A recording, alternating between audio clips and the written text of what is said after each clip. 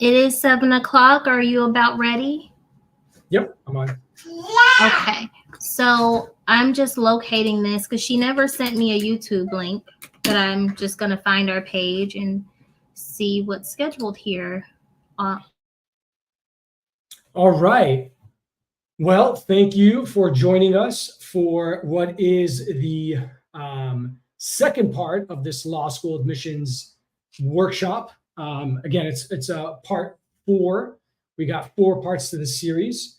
Part 1 yesterday, last week we covered where we were going through basically the law school admissions landscape, getting a better perspective of everything kind of going on in the law school admissions landscape, your chances, and so on and so forth. So on this one, we are going to cover the main application components. Now, let me give you a little bit of a background of who I am.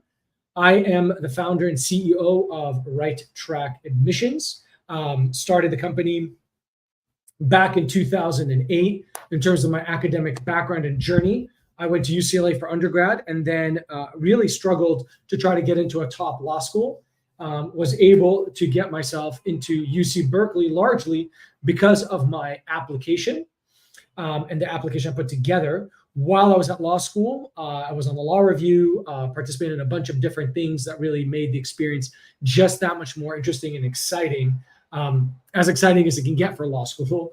And actually, after my first year, I left law school, took an administrative leave, went to Cambridge, did a master's in international relations, and then after graduating, worked in corporate law, then international development, and now more so in entrepreneurship and so forth. So that's a little bit of my own background. Oh, and about 10 years after I graduated from law school, I ended up going back to grad school to do a master's at Harvard, a master's in public administration, which you guys can see right here in the background. So that's a little bit of my own academic journey, but I really went through a lot of difficulty to try to get into law school, which is why I started Right Track Admissions. And again, it had a lot to do with the fact that my LSAT score was very poor. And so I really, really needed to up the ante to get into a top law school. My LSAT was I took it 3 times and it was about a 154, but I was still able, as I said, to get into Berkeley Law for law school. So a lot of the content that we're going to be covering today comes from the Law School Admissions Mastery course. When you guys get a chance, definitely check it out. We're going to be offering a free course to those who participate, or a chance to win a free course for those who participate in all 4 parts of the webinar series. So make sure to check out all 4 parts. But this is largely how and where we're developing all the material for this series, for this webinar series, so that we can bring it to you. Even for those who don't purchase the course, we still wanted to make it as accessible as possible for you. All right, now let's start talking about how we're going to assemble your application. Let's go through the core key components of the law school application process. The first part is LSAC. We're not going to get too involved in there, but it is something to kind of keep in mind. Again, that you need to register with LSAC so that you can basically upload your recommendation letters, transcripts, select the schools that you're going to want your LSAT to be farmed out to, and obviously that's where you register and fill out your LSAT test dates. The second part of the process is a transcript. Again, you're going to be uploading those to LSAC. It's pretty much transcripts from anywhere that you had an official, you had an official transcript. So even if it was community college, whether it was grad school, you definitely should upload all of that to LSAC as well, because what they will do is they will provide that in some instances to the school. And if you took classes at community college and so forth and you did well, sometimes that's factored into your overall GPA, right? So it's weighted and non-weighted. All right. Also, don't forget something else I don't think I'm going to be mentioning in this webinar series, but that I do want to mention to you is in your transcripts, if you do not perform basically well and you take a pass no pass class, that can bring down your weighted GPA. And if you get an A+, that sometimes is looked at as a 4.3 versus a 4.0. So you definitely want to even shoot for those A+ if your school offers those, because that can up your GPA. So remember, oftentimes your weighted GPA is going to be slightly different from the actual GPA that you have in your transcript from college. All right. Then we're going to go through the LSAT versus the GRE. That's another part of the application components. Selecting schools. We're going to talk about this in depth today. School-specific applications. We're going to talk a little bit about that today, but not that much. We're going to be talking a little bit more about that next on the next webinar, which will be part 3. We'll talk a little bit about letters of recommendation today as well. The core components of the application, the personal statement, diversity statement, addendum, and resume. The resume addendum, we'll cover that today, but the personal statement, the diversity statement, we'll be covering that next week. Very, very core components. That's what we work on with most people. This is the main material that we need to cover for different schools. And what we do typically is that we do this whereby we help you create, in terms of our admissions consulting services, we help you create these documents so that you can then repurpose them and use them for every other school, right? It doesn't have to be one personal statement to each law school. And then finally, you've got your financial aid. We'll talk a little bit about that, and then we'll close up on it in the next webinar. All right, so let's get busy. Creating the LSAT. So the first part of the process is the LSAT system and process. So you want to open up your account, and so that you can basically start tracking your documents and deadlines. You want to register for the LSAT there, or for the GRE, you want to go to ets.org. And we're going to talk about the difference between those, so hang tight. Sign up for the credential assembly service for transcript processing and to get your weighted GPA. Now, some of you may be international folks, and so for that, I believe you would go through there, but you also may need to do GPA verification as well to make sure that they're translating your GPA from your host country for America, right? Then we've got informed law schools to find out using the candidate referral system. So this is actually very, very important, because what happens here is some law schools will allow you to essentially, or not allow you, but they will contact you if your LSAT score and GPA meet and exceed their requirements. And typically, those are not the most competitive law schools, but they will contact you and say, please apply to our law school and we will waive your application fee. Keep in mind that does happen. Oftentimes, again, I think you should be shooting for the best schools you possibly can get, but at least for some of the safety schools, they will waive your LSAT or your law school fee. Okay, request letters of recommendation, upload to LSAC in order of preference. This is super, super important, because some law schools are going to ask for 3 letters of recommendation, some will ask for 2. So you want to make sure that number 1 and number 2 in the order that you upload are the ones that are the strongest, or you feel are going to be the strongest. What you don't want to do is saying, you have 3 letters, one is better than the other, but the way that you ordered it online is that you put number 3 as number 1 and number 2 as number 2.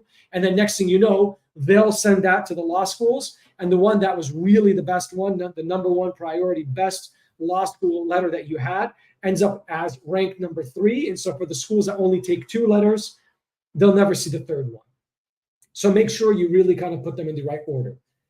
Decide if you want to apply early action, early decision, or regular admission. Again, that's something we're going to be covering, I believe, in the 3rd webinar or the 4th webinar. And then finally, apply to each school in line with your preferred admissions round, but no later than the 1st week of December. In fact, I tell people to do it really around Thanksgiving, which is around end of November, because all schools are rolling admission. That's a fact. So you will lose out on opportunities to get into top law schools if you apply, let's say, in January and February. Almost guaranteed you will not get admitted. You really want to apply as soon as possible.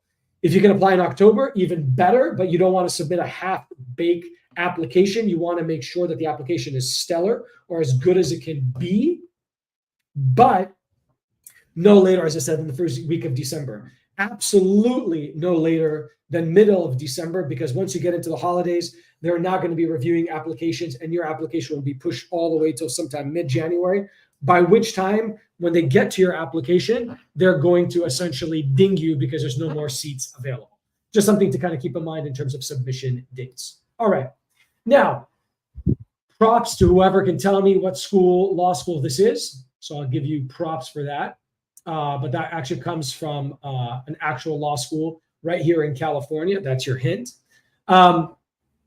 So When selecting this law schools, we talked about applying for the law schools there and selecting the law schools, right? When selecting law schools, I want you to keep these aspects in mind. And guys, feel free to ask questions as we go through this. If you need to, then I can answer those as well to kind of keep this as conversational as possible. So some things to kind of keep in mind. They seem quite obvious, but some of them may not be as obvious as you would imagine. Location, do you want to be in a city environment like, hint, hint, UCLA law, right? In a city environment, or you want to be more in a rural environment, something like, let's say, Cornell law, okay? Do you want to be in a large school like Harvard Law School, which has about 1,000 students, I believe, per class, 800 students, versus Yale, which has about 300 students or something to that effect? Maybe Harvard's a little bit smaller. Maybe it's about 800 versus 250, 300. Do you want to be in a private school where, again, it's on the smaller side typically, or a public school, which is typically much bigger? Do you want to be in a top 10 program or a mid-tier program? Obviously, some of these are out of your hands, but these are some of the things that you want to kind of decide and consider. Because in some cases, if you go to a mid-tier program and you really are a stellar candidate, then that school will give you financial aid versus maybe the top 10 law school. Do you want to do a certain area of law, tax law, IP, economics and law, and so forth? That may indicate which law school you want to go to versus others. Resources, what are the clinics available, research opportunities. Think about tuition and financial aid. Some schools will give it gladly, some won't. So you want to kind of keep that in mind. Also think about campus vibe, the diversity, the student journals, the student organizations, all those kind of things, which are very, very important. Again, I went to Berkeley, as I said, for law school. And part of that reasoning that I was very excited to go there was because it was very diverse. It's in a great, big, large city nearby, at least. You can see it from the law school. It had a lot of great student journals, and they were well open at Berkeley for you to join any journal you wanted, except for the law review. You had to basically compete for that. But in reality, also, we created a law journal on campus because the school was very enterprising and entrepreneurial in that way. And they wanted folks to really kind of think out of the box, right? Think about faculty. That kind of ties back in terms of faculty and concentration. But here, what are their qualifications? Obviously, if you go to a top 10, top 20 law school, you don't have to worry about that. Areas of expertise and level of accessibility. If you go to a law school that has a ton of students, and these guys are really kind of like, as a professor, maybe they're, I don't know, like in Georgetown, maybe they're working at the White House, or they're working in, like in Columbia, maybe they're working in finance. So they're not as accessible as a professor who maybe in Cornell, who's going to be on campus all the time because it's the middle of nowhere, in the middle of, Ithaca. Sorry, I'm going to be drinking a lot of water because I'm going to be running out of oxygen with all the information I'm going to give you guys. Think about the network. The Strength of Alumni Network. Is it local? Is it international? Like, again, at Berkeley, we had a great network in the Bay Area. So that's a factor that you may want to consider. Versus, let's say you go to Vanderbilt over Hastings, but in the end, you plan to work in San Francisco. Maybe going to Hastings is better because it has more of an alumni network, even though Vanderbilt's ranked higher. But there's a point where that kind of can get skewed because you go to Harvard, even if you want to practice in California, you're going to be just fine.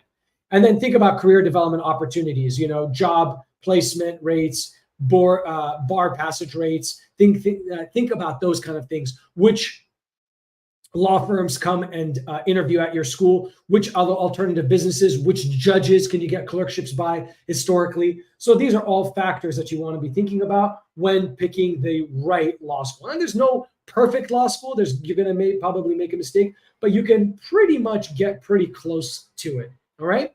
So just something to think about right there. All right. When also thinking about this, I want you to think about what not to do in picking law schools. And then I want to kind of show you the way that we help you pick law schools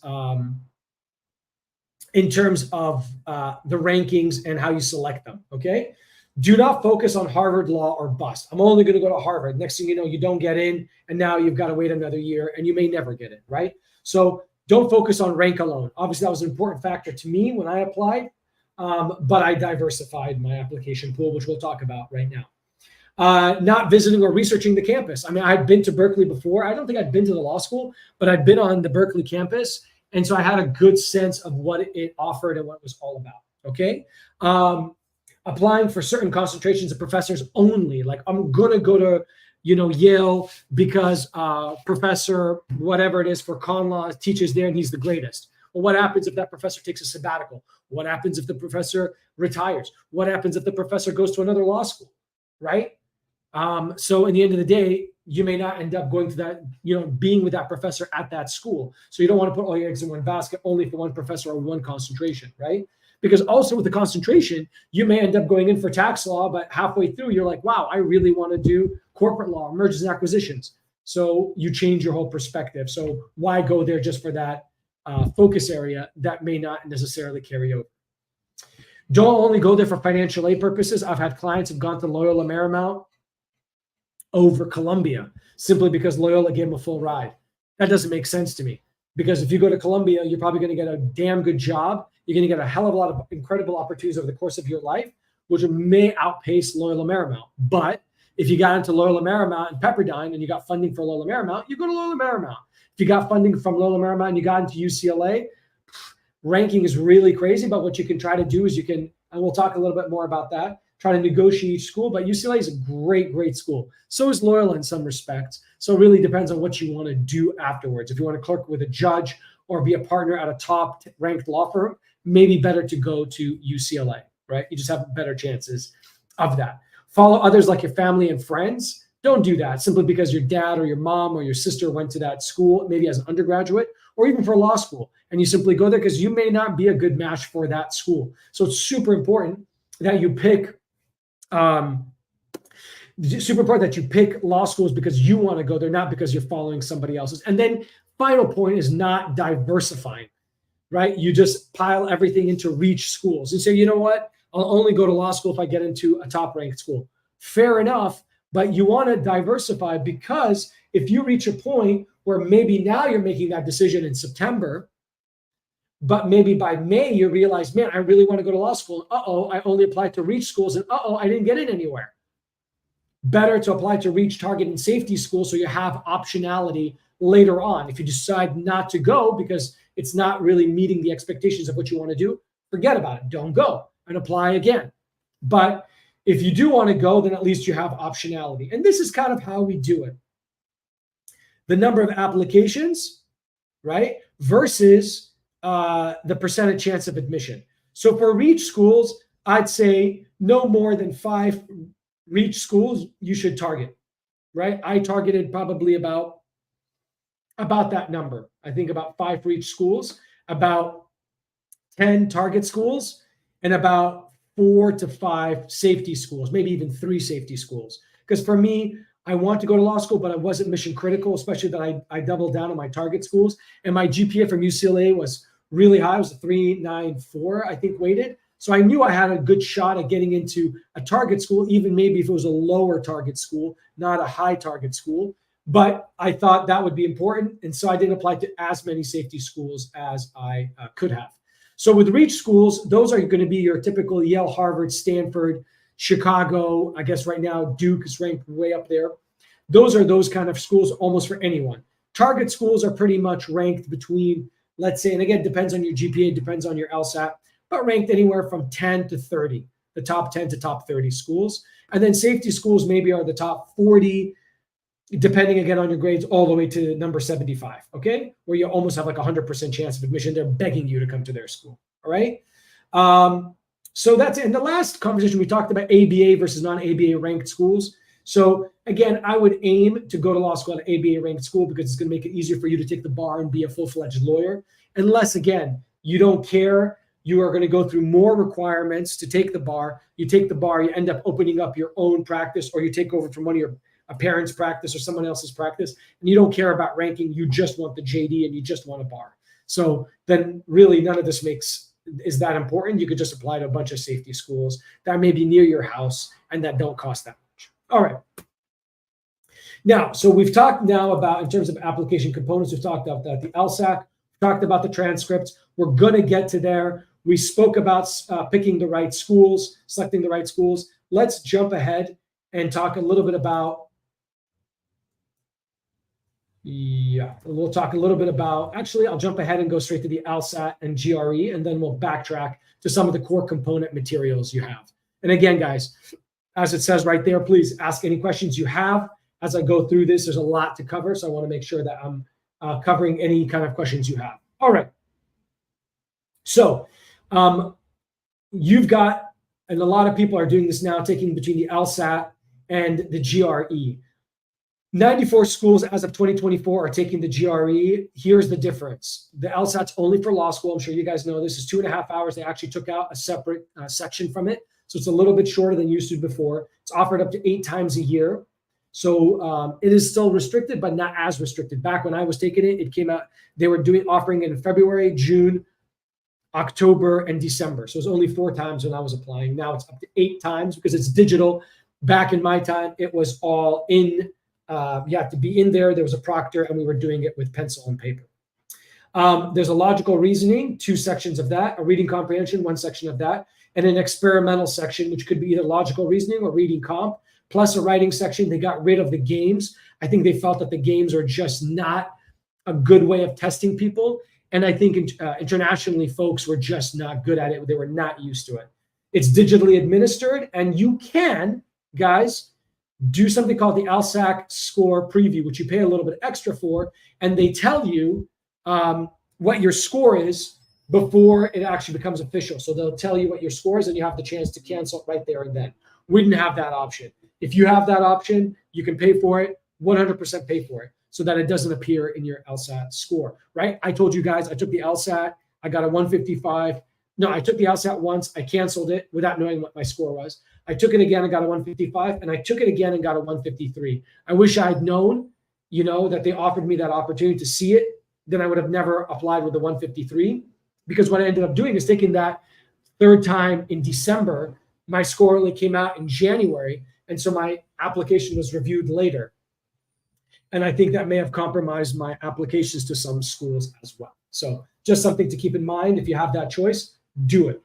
With the GRE, it's for all grad programs. When I applied to Harvard, I had to take it for a master's in public administration. So it's for all grad programs. It's about an hour longer than the LSAT. Don't let that dissuade you, but it is an hour longer. If I had the choice, and the GRE was as accepted to all schools, I would have probably taken the GRE because it was easier for me up to a point. It made more sense. You could study really for it based on knowledge rather than just intuitive exam prep. Here, it was really like you learned vocabulary, you learned mathematical equations. Here, it was all kind of like intuitive how you take the exam. You can take the exam on paper or digitally, but mostly it's done digitally. You can save and return to specific questions digitally. I believe the same you can do the LSAT. And as I said, it's accepted now by 94 ABA law schools, and there's about maybe 150, 200 ABA law schools, so that half of them are now taking the GRE.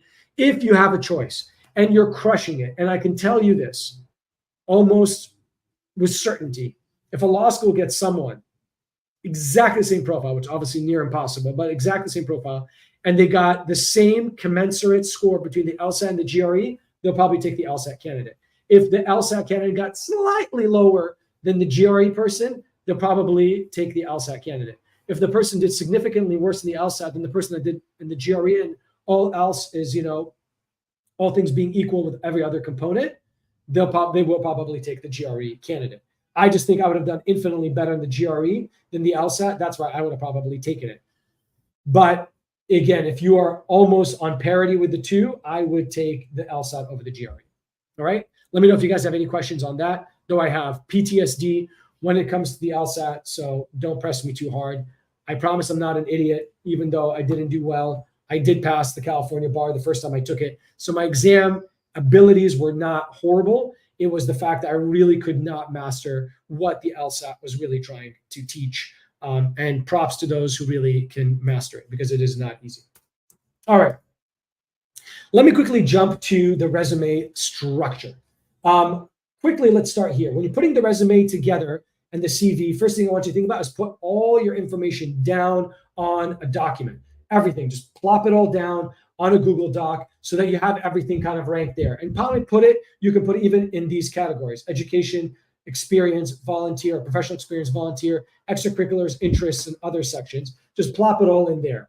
Then start massaging it out into actual bullet points. As you guys know, you could use, I'll tell you right now, something like ChatGPT to take those bullet points you put in there, if they're not as sexy as possible, and you really want to make them much more exciting in terms of your job, and it has to be obviously honest and authentic, you can use tools like ChatGPT to reword your resume so that it sounds better and is more presentable. I don't see any problem with doing that. Now, don't list everything that makes you stand out, but don't just put some really random stuff that has nothing to do with it. It's just a distraction. Put things that somehow have to do with who you are, makes you unique, and so forth. But don't put in everything in there and then the resume becomes something like 10 pages. You want to still make it so that it fits what the law schools are looking for. And then note the experiences that demonstrate initiative, analytical thinking, compassion, uniqueness, advocacy, and leadership. These are core components of what the LSAT, what law schools look for. And we spoke about that earlier. In fact, again, in the first webinar, we talked about those 5 core C's, compassion, capable, curious, committed, right? Those are some of the key ones. And I always forget the 5th one. And I'm going to cheat and I'm going to find it for you, because I love you guys that much. And it is right there. Actually, there's 6: collaborative, capable, compassionate, conscientious, committed, and curious. And a lot of these components should be exhibited in your application materials. Not should, definitely must be exhibited in all your application materials, but your resume can capture a lot of those. All right. So just some things to kind of keep in mind. Now, let's jump into it. So you've got education activities. Here's you put your honors, achievements, and some selected classes that really kind of showcase these core requirements: analytical thinking, right? Advocacy, strong communication skills, and so forth, right? Professional experiences. Here's where you really want to kind of showcase, if you have it. And this could be internships. This could be full-time jobs. This could be, whatever it would be that is deemed professional, that's not volunteer. Put it in here. And again, what you want to showcase is measurable results. Measurable results, guys. Okay? Super important. Then you've got volunteer experiences, the titles, the dates, location, hours, mission, and organization for the volunteer experiences. But again, you want to emphasize impact. Okay? Super important is the impact. Same thing here, extracurriculars. Talk about the role, length, dates, but emphasize teamwork, leadership, impact. That's part of the stuff that we talked about that is core to what the law schools want. And within that, you always want to provide the extracurricular experiences that are like a mile deep and an inch wide, not a mile wide, an inch deep, and then 10 of those. You want to basically show where you've really made impact over the course of your work with that organization. Okay? And then you've got interests and skills that are unique to you. Make them as unique as possible. Don't just say you like reading and writing, but show me where you've made publications or you've done publications. Show me what kind of reading you like to do. Is it fiction? Is it, is it literature? Is it old? Is it, you don't tell me cooking, but then what kind of cooking? Don't tell me running. Tell me maybe competitions that you were part of, right? That all is important to these aspects, to the resume. And here you can add additional sections like publications, certificate licenses, and speaking engagements as well. Okay, but this is the order I would have the resume. I would keep it to 2 pages unless you've got like 10 years of experience. Then you can make it 3 pages, but I'd keep it to 2 pages. And these are the key things to look out for. All right, let me know if you guys have any questions as we go through this. All right, jumping to the addendum, guys. With the addendum, this is a key component. This probably saved me when I applied to law school because, again, I had such a poor LSAT. I needed to showcase to them why I still warranted admission to those schools despite that poor LSAT. And from my perspective, I'll tell you what I wrote to be able to overcome that. But this is where you would use an addendum. If you have a low LSAT and GRE, a poor GPA, a gap in your education, right? A poor GPA is not a 3.5. A poor GPA is less than a 3.0, maybe a 3.1 or 3.0, okay? A poor LSAT is not a 160. unless, again, something happened where you can discuss it, right? But don't be that guy where you got a 165 and you're discussing a poor LSAT score. But if something happened during the exam, or you had a medical emergency that prevented you from studying for and you got a 165, you can mention it there, okay? Medical condition, but that's relevant to studying, not medical condition after you graduated, but something that relates to studying and why you may not have done well in your academics. Any personal issues that you may have, including legal issues, that's also an important aspect as well. Now, as I said, got a low LSAT score. So what I talked about is exactly this example right here. I studied in a foreign education system. It was a British school abroad. I didn't do well in the SATs. I took it also 3 times and did progressively better, but not really that well.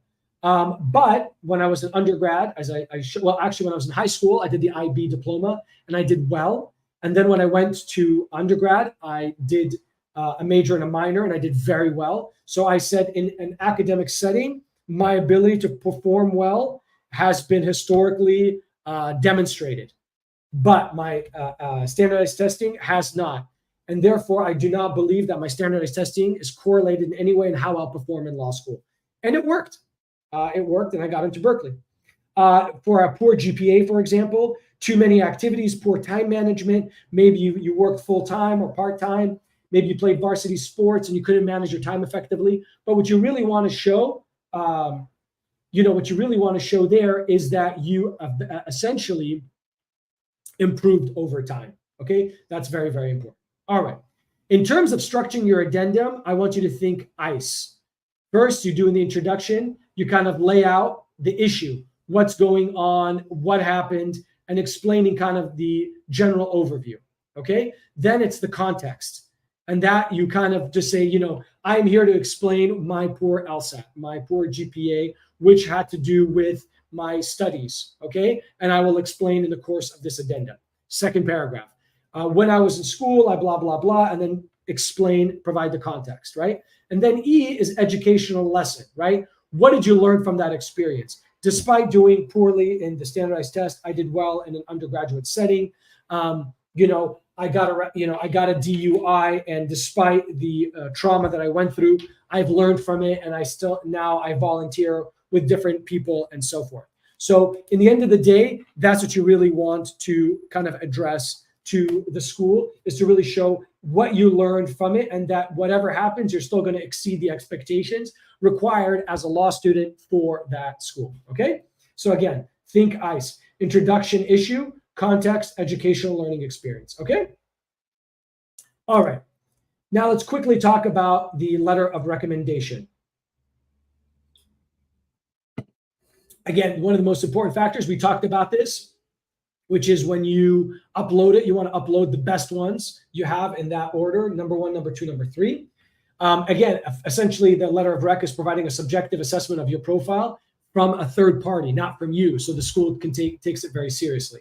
You should submit the letters of rec, or request the letters of rec, 2 to 3 months before the due date, to ensure the quality and timely submission. And as a courtesy, really, you want to make sure that it is there as a courtesy, that you're basically approaching those people. We'll talk a little bit about that here. Who should you get it from? Academic is paramount for law school. It's an academic degree, so you want to get it from a professor or a professor primarily, maybe an adjunct professor. If you can't get it from a full-time professor or a tenured faculty, then get it from a adjunct professor. And only if you're really in the pinch would I go for a TA, right? Because the school is going to be like, maybe that person is dating that TA. Maybe that person is best friends with that TA, right? So you want to kind of think about that from that perspective, okay? Extracurricular, volunteer, again, is another good place to get a letter of rec. So maybe 1 academic, 1 volunteer, 1 academic, 1 professional, 1 academic, 1 extracurricular, or 2 academic and 1 of those, right? But definitely you want to lean into the academic as the number 1. And then volunteer experience, extracurriculars like a coach or club advisor, professor. Make sure that they're not someone on your level, but someone who oversees you. Again, for the veracity and the credibility of that recommender. And I actually got letters of recommendation as a 4th letter, which I submitted to some of my top choice individual schools, from current students or alum. They didn't need to review it. They probably ignored it in some instances, but it is something that is that I did, especially for some of the top ranked schools I really want to go to: Columbia, Yale, Georgetown, Harvard, and Berkeley, I believe. Oh, and Yale as well. Who not to ask? Don't ask a family member or friend, excuse me. Don't ask someone you're not 100% sure will have your back. And don't ask a VIP like the president of a school or the president of your company who doesn't know you and just provide a generic letter over someone who really has got your back and will support you. Like if you got a professor who doesn't know you versus an adjunct professor that knows you very well, go with the adjunct. That's what I got. I got a really good letter from an adjunct, and it really was worth its weight in gold. How to do it, how to ask them in person if possible, and make sure that they are accessible. You don't want to ask somebody who's going to keep telling you, oh, yeah, and then they never really respond. Then you're screwed because they won't submit it in time. Provide any materials to the professors or the recommender, including what we call here a brag sheet, which really outlines all the main things that you want that person to include in your letter of recommendation. Maybe how you participate in class, maybe a class project that you were part of. Some things like that that really kind of allow you to shine and stand out. Outline the format of the letter and deadline for submission to the person. Let them know, hey, this is a one-page letter. As the instructions state, let me know if you're confused or there's any questions you have. And please make sure you submit it by X date. Follow up with an email to make sure that they're doing the letter if it doesn't look like it got submitted on the LSAT portal. And after you submit it, thank them for their time and for having done it, and update them if you got accepted. I definitely did that for all the recommenders that were part of the process for me, because I thought that was very important for them to know and be involved in. I got a question here I want to quickly answer before I move on. If the median LSAT score is 165 and I get a 160, should I submit an addendum? Is a 160, in this case, a low score? Yeah, I mean, look, if you've got a reason for why you didn't do well, like you don't perform well in standardized testing, or you had a medical issue that prevented you from fully studying, maybe there would be an opportunity to write a solid addendum.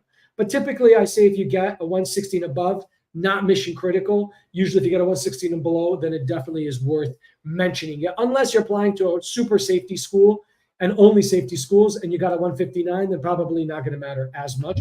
But it doesn't hurt you to write an addendum. And in this case, Latoya, I would go with it. Probably write one. The median LSAT score shouldn't be something that dissuades you. The median LSAT scores for all the law schools I applied to, except for the safeties, were way above what I got. I didn't think about it. I wanted the moonshot. I wanted to aim for the stars and land on the moon. And that's why I ignored the LSAT. But they keep it there, and they have the median score there for you to kind of gauge, because they don't want you to kind of only apply to reach schools if your LSAT is poor, and then you get yourself in trouble. So in the end of the day, if you've got a good reason, a good explanation, kind of like what we talked about here, a good context and explanation, not excuses, and what you learn from it, then why not? It's not going to hurt you to do that. All right. We talked about this. Let's quickly talk about some financial aid. There are, let's say, 4 buckets to think about, okay? 4 buckets. There's the free aid, which is fellowships, grants, obviously you got your personal savings, family support. So that should be free funds where you don't have to repay.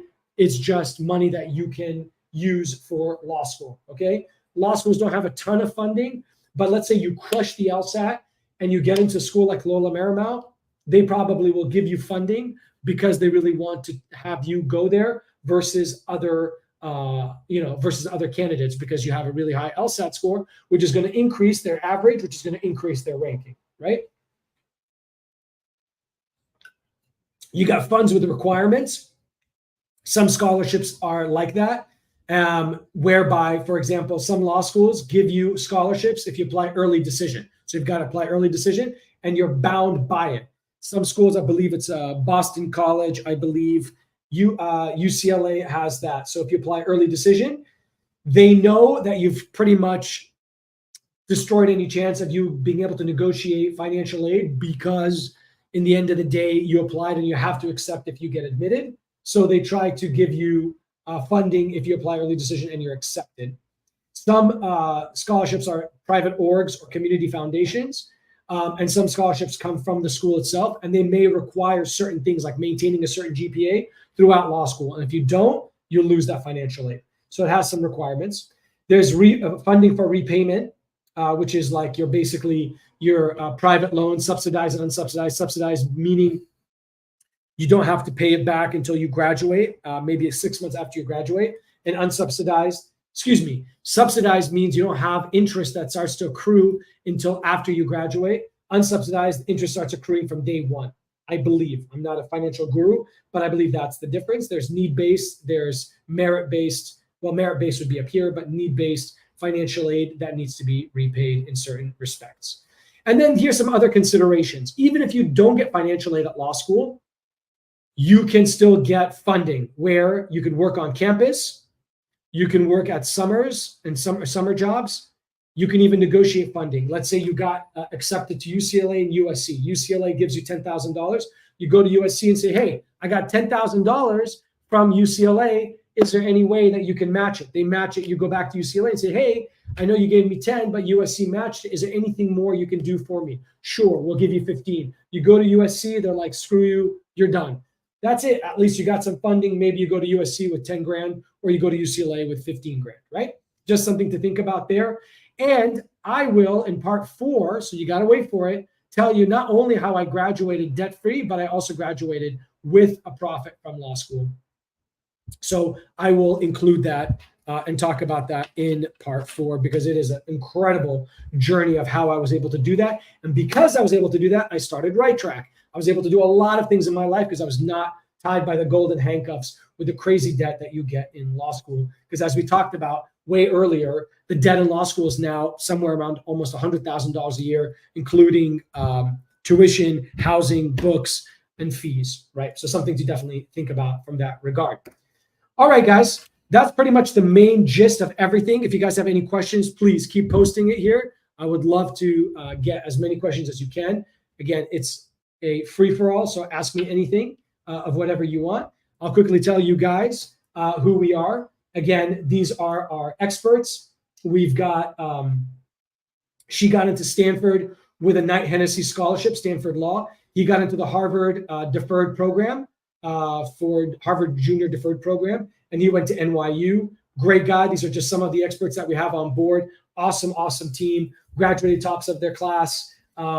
Speak multiple languages. Great admission success rate. In fact, our law school admissions is probably the highest of any program that we work on for graduate studies, because we're really committed and devoted to this area, because it was so personal to me as well. So we're very, very bullish and confident that we can crush it for you in terms of law school admissions. And then just quickly, again, we've got 96% success rate, and that's what the success rate I'll quickly talk to you about. We've been around for 16 years. And here's something I really want to kind of emphasize here is that it takes us literally probably half the time you're going to take, and definitely less stress working with us, because we're going to be able to go literally precise exactly what your story should be, what your narrative is, and how it works with your diversity statement, personal statement, the addendum that we just spoke about, the resume. That's the catch-all and everything, okay? So definitely something to kind of consider and think about there. And finally, part 3 and part 4 that's coming up, we're going to talk about how to actually, and this I'm going to spend a lot of time on, how to actually write your personal statement, diversity statement, and the school-specific essays. We're talking about the submissions process, how to graduate debt-free. We talked about that a little bit briefly, and success at law school, which I think is very, very important. And also, we're going to touch on how to future-proof your life in terms of future-proofing your legal career, so that you're not made redundant by legal AI and so forth, all right? And that is pretty much it. Guys, again, attend all 4 workshops. We're going to give you this for free. It's our mastery checklist. Plus, you get a chance of getting the free admissions, the mastery course, which is really, really an in-depth, everything that we're covering in a book. It's about 180 pages of everything you ever needed to know about law school admissions based on 16 years of experience and me getting into Berkeley with a 154 LSAT. You can do it. I did it. So that's pretty much it. Let's see. I think we got a question. We got a question right here. from one of our participants that says, you've mentioned using ChatGPT to craft your resume. Doesn't that go against some of the school's rules of not using a making application? I don't believe so. Not for your resume. I think the resume is one that you can essentially do using using ChatGPT, because essentially what you're doing is you're not asking it to create falsehoods. You're not telling it, make up an experience of me having worked at JP Morgan whereby I did 1, 2, and 3, right? What you're saying is you're putting into ChatGPT your resume or uploading it and saying, make this sentence sound better. So it would say, you have in there worked at law firm and filed documents. Maybe when you put into ChatGPT, it'll say supported law firm by supporting attorneys and partners with uploading pleadings and organizing correspondence to ensure streamlined communication and best practices for the law firm. What I'm saying to you right now is not a falsehood. It is true, but it's just said better, right? I believe the resume is a good place for that. The other aspects of your application, which I think is a very important question, I'm glad you're asking it. Again, the key to success is ideate, outline using ChatGPT. You can do that. Draft and edit using your own head, your own abilities. Do not use AI, because that's where they can come down at you. But there's no problem. Think about the policy. If you did the work in the resume and you crushed it and you just got it cleaned up, the school's not going to sit there and say this guy's lying. But if you put together some BS, some paragraph that you upload and then it produces a beautifully written statement, that's inauthentic. You didn't write that. The points in the resume, you lived that. It's just making it sound better and quicker and easier to kind of catch on. As long as there's no falsehoods and you're not putting anything that's incorrect factually in there. All right. Other than that, guys, we've got a bunch, as I said, a lot of good material that we're going to be covering next time. So I look forward to seeing you. Stay tuned to your emails. You'll get email confirmation of everything, as well as the link to the next part. I look forward to seeing you there. Probably, guys, it's probably the most important aspect of the LSAT process and the law school admissions process, which is really writing your story. So if there's anyone that you really want to attend of these workshops, number 3 is the one, because you'll learn exactly how to write your personal statement. All right, guys, thank you for attending. I look forward to seeing you guys on the next webinar.